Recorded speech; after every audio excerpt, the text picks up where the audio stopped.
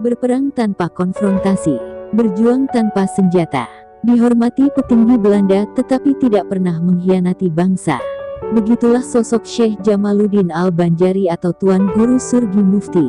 Dilahirkan di desa dalam pagar Astambul, Martapura pada tahun 1817, putra pasangan Haji Abdul Hamid Kosasih dan Hajah Zaleha ini tumbuh di lingkungan agama yang kuat. Dia adalah buyut Syekh Muhammad Arsyad Al-Banjari alias Datuk Kalampayan. Sejak remaja, dia sudah menimba ilmu di tanah suci Makkah Al-Mukarramah. Dia termasuk jaringan ulama Haramain Tanah Haram. Baru sekitar tahun 1894 beliau kembali ke Banjarmasin di masa-masa konfrontasi dengan Belanda yang menjajah kita, ujar Yusliani Nur, sejarawan Banua.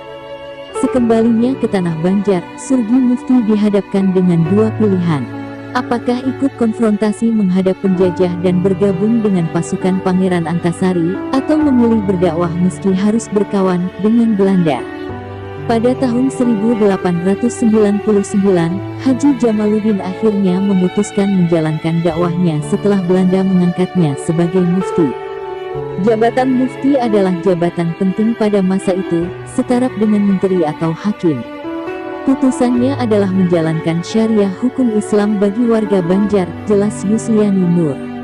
Sejak saat itu, Mufti Jamaluddin juga terkenal sebagai ahli falakiyah astronomi.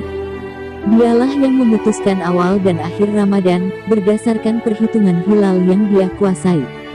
Bahkan urusan bertani di masa itu, kapan waktunya bercocok tanam yang baik, juga menjadi bidang yang dikuasainya, tegas sejarawan yang mengangkat tesis tentang Islam di tanah Banjar ini. Sebagai ulama dan pendakwah, kekuatan ilmunya sudah mencapai titik tertinggi dengan berbagai karomah yang dimiliki. Dalam sebuah ceramah di hadapan murid-muridnya, Surgi Mufti mengatakan bahwa di setiap ada air pasti ada ikannya. Ternyata pernyataan ini terdengar petinggi Belanda dan memanggilnya untuk melakukan tes kebenaran ucapannya. Jika ada air ada ikan, maka apakah mungkin di dalam air kelapa juga ada ikannya? Tantang petinggi Belanda, meragukan ucapan Haji Jamaluddin. Akhirnya sebiji kelapa muda dibawa ke hadapan Surgi Mufti. Kelapa muda ini pun dibelah, seketika airnya muncrat dan saat bersamaan seekor ikan sepat menggelepar keluar dari buah kelapa tadi. Sejak kejadian itu, petinggi Belanda semakin menaruh hormat kepada Syekh Jamaluddin. Sebab tidak hanya ahli ibadah dan kuat dalam agama tetapi juga piawai dalam perkara dunia. Sebagai bentuk penghargaannya, pihak Belanda saat itu menjuluki Haji Jamaluddin Al-Banjari sebagai Surgi Mufti. Istilah surgi itu berarti suci, mufti artinya pemimpin. Julukan ini diberikan oleh Belanda karena sikap istiqomahnya beliau yang memiliki kesucian hati dan tekun beribadah, jelas Yusliani Nur. Meski hidup dan tumbuh di lingkungan pemerintah Belanda, namun kelebihan Surgi Mufti tetap bergaya ulama. Keteguhannya beribadah menjadi bukti betapa kekuatan ilmu agama lebih mulia daripada urusan dunia. Tak salah pula jika kepemimpinannya disukai Belanda tetapi dakwahnya dinantikan murid-muridnya. Dia itu terkenal mengadakan pengajian duduk. Artinya dia tidak berdakwah dari rumah ke rumah, tetapi justru warga yang berdatangan ke rumahnya. Tidak hanya jamaah dari Kalsel, tapi juga dari Kalteng, Kaltim dan Kalbar, kata Yuli Hidayat, penjaga kubah Surgi Mufti.